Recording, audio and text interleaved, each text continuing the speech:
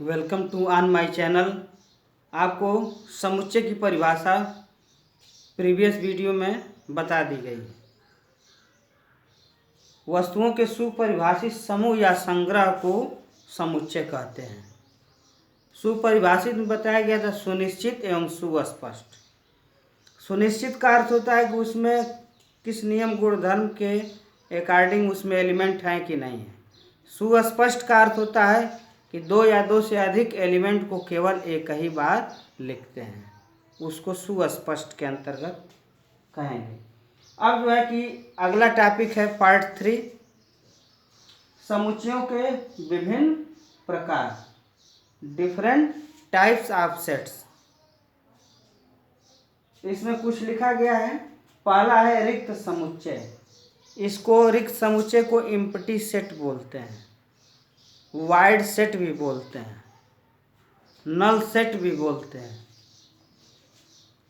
तो इसके नाम से ही आपको पता है रिक्त समुच्चय। रिक्त का अर्थ होता है खाली। ऐसा समुच्चय, ध्यान सुनिएगा, ऐसा समुच्चय जिसमें कोई भी अवयव न हो। रिक्त समुच्चय में की परिभाषा होगी ऐसा समुच्चय जिसमें कोई अवयव न हो, उसे रिक्त समुच्चय कहते हैं। जैसे हम लिख दें, आपको बताया गया था कि सेट को जो है समुच्चय को कैपिटल लेटर बड़े अक्षरों से डिनोट किया जाता है, प्रदर्शित करते हैं। तो A is equal to x is such that x is not equal to x. यह क्या है? यह रिक्त समुच्चय का उदाहरण हो जाएगा। रिक्त समुच्चय का यह क्या हो जाएगा? उदाहरण हो जाएगा। कोई भी संख्या स्वयं के क्या होती है? बराबर होती है। और यहाँ पर लिखा गया x is such that. X is such that का मतलब यक्स ऐसा है कि, यक्स जो है यक्स के बराबर नहीं है। यह क्या है? असंभव बात है। जबकि क्या है? बराबर है। तो यह क्या हो जाएगा? रिक्त समुच्चय हो जाएगा। एक एग्जाम्पल और लेते हैं। A is equal to x is such that x square is equal to 4। X एक विषम संख्या है। क्या है? यक्स एक विषम संख्या है। अब ध्यान से सुनिए, यह भी क्या है? यह भी रिक्त समुच्चय क्या है? उदाहरण है।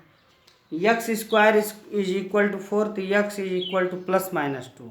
दो क्या है? आप जानते हैं कि सम संख्या है। और यहाँ पर लिखा जा रहा है कि यक्स क्या है? विषम संख्या है। तो यह असंभव हो गया, इसलिए यह भी क्या है? रिक्त समुच्चय का उदाहरण है। ऐसे आप अनेकों उदाहरण बना सकते हैं। अब आइए दूसरा देखते हैं क्वेश्चन। दूसरा क्या है? सिंगलटन सेट है। क्या है? Singleton set. एकल समुच्चय को हम बोलते हैं सिंगलटन सेट। तो आप इसको एकल समुच्चय, ऐसा समुच्चय जिसमें केवल एक अवयव हो। अब इसको आप ऐसे लिख सकते हैं, A बराबर हम लिख दिए कर्ली ब्रैकेट में, इसमें A लिख दिए, 3 लिख दिए। कोई सेट B ले लिए, इसमें लिख दिए आप 1 लिख दिए। यह क्या है? एकल समुच्चय है। ऐसे भी लिख सकते हैं, 0 लिख दिए। यह सब एकल समुच्चय के क्या हैं? उदाहरण है। ऐसा समुच्चय जिसमें केवल एक अवयव हो, एलिमेंट हो, उसे हम एकल समुच्चय कहते हैं, सिंगलटन सेट। तीसरा क्या है? परिमित समुच्चय। परिमित समुच्चय को हम फाइनाइट सेट बोलते हैं। परिमित से ही क्लियर है कि ऐसा समुच्चय जिसमें अवयवों की संख्या क्या हो? निश्चित हो, सीमित हो। ऐसा समुच्चय जिसमें अवयवों की संख्या क्या हो? निश्चित हो, उसे हम परिमित समुच्चय कहते हैं। यह भी एक परिमित समुच्चय का क्या है? उदाहरण है। आप अंग्रेजी वर्णमाला के स्वरों का समुच्चय भी लिखेंगे, A बराबर कर्ली ब्रैकेट में मझले कोष्ठक में AEIOU, जिसको हम गिन सकते हैं। एक यह भी पूछा जाता है कि जो आकाश में तारे हैं, परिमित समुच्चय है कि अपरिमित समुच्चय है? तो ज़्यादातर आप उत्तर पाएंगे अपरिमित समुच्चय। लोग कहते हैं कि जो आकाश में तारे हैं उसको गिना नहीं जा सकता, लेकिन वैज्ञानिकों ने यंत्र के माध्यम से आकाश में लगभग 3000 तारे हैं, तो यह क्या हुआ, परिमित हो जाएगा, फाइनाइट सेट। और यह अपरिमित समुच्चय है, इनफाइनाइट सेट। यदि कोई सेट जो है परिमित नहीं है, समुच्चय यदि परिमित नहीं है तो वह क्या होगा, अपरिमित समुच्चय होगा। अब आ जाइए क्या है, विसंगीत समुच्चय अथवा असंयुक्त समुच्चय। विसंगीत समुच्चय को हम बोलते हैं डिसजॉइंट सेट, और इसको इम्प्रॉपर सेट, दोनों एक ही नाम है।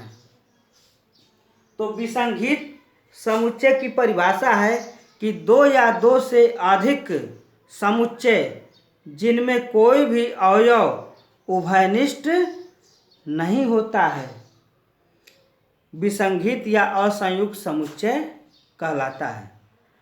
अब इसका एक बार और परिभाषा सुनिए, दो या दो से अधिक समुच्चय जिनमें कोई भी अवयव उभयनिष्ठ नहीं होता है, विसंगीत अथवा असंयुक्त समुच्चय कहलाता है।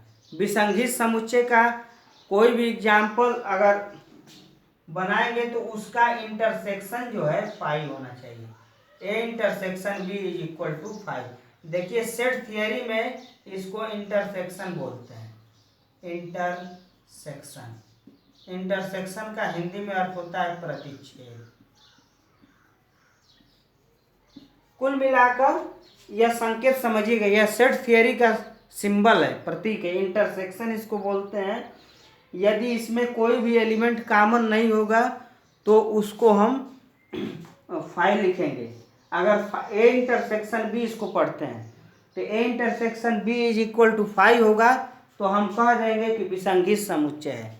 यदि A intersection B is not equal to 5, अगर A intersection B is not equal to 5 है तो वह विसंगीत समुच्चय नहीं होगा।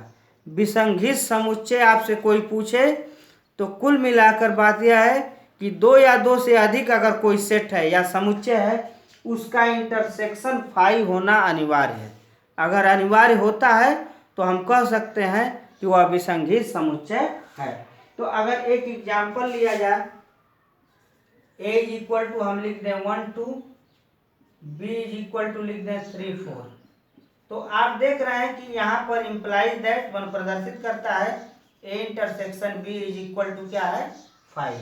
इसका जैसे आप लिख दिए ए इज इक्वल टू 1 2 और बी इज इक्वल टू लिख दिए आप क्या 3 4, तो इसका इंटरसेक्शन क्या होगा, ए इंटरसेक्शन बी क्या दिखाई दे रहा है, 5 दिखाई दे रहा है। तो इसको हम कह सकते हैं क्या है, विसंगीत समुच्चय अथवा असंयुक्त समुच्चय है। समतुल्य समुच्चय 6वां नंबर पर है, समुच्चयों के विभिन्न प्रकार में समतुल्य समुच्चय, इसको बोलते हैं इक्विवेलेंट सेट। समतुल्य समुच्चय को आप बोलते हैं इक्विवेलेंट सेट। इसकी परिभाषा है दो परिमित समुच्चयों ए और बी को समतुल्य समुच्चय कहा जाता है यदि उनमें अवयवों की संख्या समान हो। यदि उनमें अवयवों की संख्या क्या हो, समान हो। अर्थात समतुल्य समुच्चय में क्या है कि यदि ए बराबर हम लिख दें 1 2 3, बी बराबर लिख दें ए बी सी, तो इसको पढ़ते हैं N A is equal to N B. इसका N A is equal to N B कहते हैं, एन ए का मतलब है ए में अवयवों की संख्या बराबर बी में अवयवों की संख्या अगर बराबर है तो हम कह सकते हैं कि वह समुच्चय जो है समतुल्य समुच्चय है, इक्विवेलेंट सेट है। लेकिन इसमें यह कन्फर्म आप नहीं कर सकते हैं, समतुल्य समुच्चय में कोई आवश्यक नहीं है कि वह सेट आपस में बराबर हो, समुच्चय आपस में बराबर होना कोई अनिवार्य नहीं है, केवल अवयवों की संख्या। इसको बोलते हैं ए में अवयवों की संख्या, ए में अवयवों की संख्या, ए में अवयवों की संख्या, ए में अवयवों की संख्या बराबर बी में अवयवों की संख्या, बी में अवयवों की संख्या, बी में अवयवों की संख्या। अगर देखिए इसमें ए का सेट ए को देख रहे हैं 1 2 3 है, बी में क्या है ABC है, क्या आपस में बराबर है एलिमेंट, अवयव बराबर नहीं है, लेकिन उसके बाद भी हम लिख सकते क्योंकि एन का मतलब होता है, इसको अंग्रेजी में बोलते हैं number of elements in A, number of elements in A, इसको बोलते हैं number of elements in B. A में अवयवों की संख्या, बी में अवयवों की संख्या, देख रहे हैं क्या है, इसमें भी काउंट करेंगे 3 आएगा, इसमें भी काउंट करेंगे क्या आएगा 3 आएगा। तो ए में अवयवों की संख्या बी में अवयवों की संख्या क्या है बराबर है, तो उसको हम इक्विवेलेंट सेट कहेंगे। अब जो है कि समान समुच्चय की परिभाषा क्या है, यदि दो समुच्चय ए और बी समान समुच्चय कहलाते हैं, ध्यान सुनिएगा, दो समुच्चय ए और बी समान समुच्चय कहलाते हैं यदि ए का प्रत्येक अवयव बी में, यदि ए का प्रत्येक अवयव बी में और बी का प्रत्येक अवयव क्या हो ए में हो, और बी का प्रत्येक अवयव ए में हो, तो ए और बी क्या कहलाते हैं समान समुच्चय कहलाते हैं। दो समुच्चय ए और बी समान समुच्चय कहलाते हैं यदि ए का प्रत्येक एलिमेंट बी में और बी का प्रत्येक एलिमेंट क्या हो ए में हो, तब हम कहेंगे कि ए और बी क्या है समान समुच्चय है। तो समान समुच्चय में कन्फर्मेशन है, समान समुच्चय में ध्यान रखिएगा, समान समुच्चय में क्या है कि ए इज इक्वल टू 1 2 3 है, तो बी इज इक्वल टू क्या होगा 1 2 3 होगा। इसमें अवयवों की संख्या क्या होनी चाहिए बराबर तो होगा ही, लेकिन समान भी होगा। एक रिमार्क बनता है कि समान समुच्चय समतुल्य होते हैं, ध्यान सुनिएगा, रिमार्क टिप्पणी, समान समुच्चय समतुल्य होते हैं परंतु समतुल्य समुच्चय का समान होना आवश्यक नहीं है। समान हो भी सकते हैं लेकिन कन्फर्मेशन नहीं है। तो आज का वीडियो है समुच्चय सिद्धांत पार्ट 3, इसको इतना परिभाषा आप जो है कि अगर आपके पास बुक नहीं है तो मैं एक दिन बोला था कि प्ले स्टोर से एनसीईआरटी की बुक डाउनलोड कर लें और चैप्टर वाइज आपको हम अध्ययन कराएंगे। तो यह जितनी बातें बताई गई हैं इसको जो है आप जो है कि लर्न करिए, जितनी भी परिभाषाएं हैं डिफरेंट टाइप्स ऑफ सेट्स, और इसके बाद जो है अगले वीडियो में हम इससे रिलेटेड हम क्वेश्चन को हम बताएंगे और सॉल्व किया जाएगा। जो आपको नहीं आएगा आप हमसे क्वेश्चन को पूछ सकते हैं, कैसे सॉल्व होगा उसका निदान हम कर देंगे।